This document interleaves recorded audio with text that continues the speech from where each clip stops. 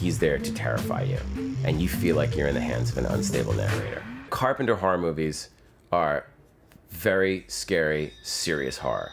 There's nothing silly in those movies. The Orson Welles downtown, they would do this sci-fi marathon. It was the greatest 24 hours of my life.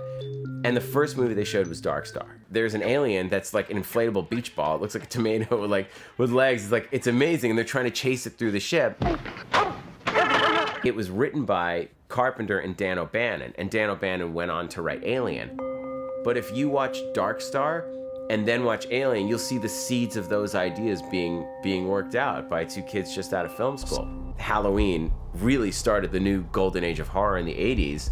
They talk about the famous story how that movie showed to an audience and nobody said they were scared. And then Carpenter took the movie and completely rescored it himself, and people were absolutely terrified.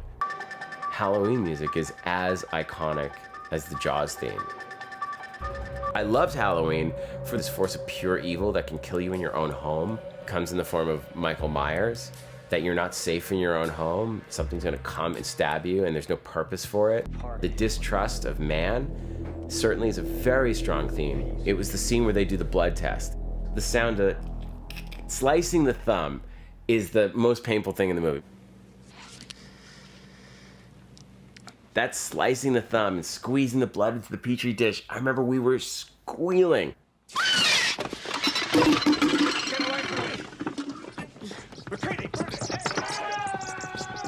It's one of the greatest scenes in horror movies. It's just such a perfect movie. Even watching it now, it doesn't feel dated. These aliens have kind of come in and are using television and all these advertising billboards, advertising to just mind control us. Try these on. Look, you crazy mother. Put these on. It's like 11 minutes. It's something so preposterous that it actually holds a record for the longest on-screen bite. The movie, in a crazy way, is actually turning into a WWF scene. That was one of the first movies that was very, very cynical about broadcasting and what we're being told.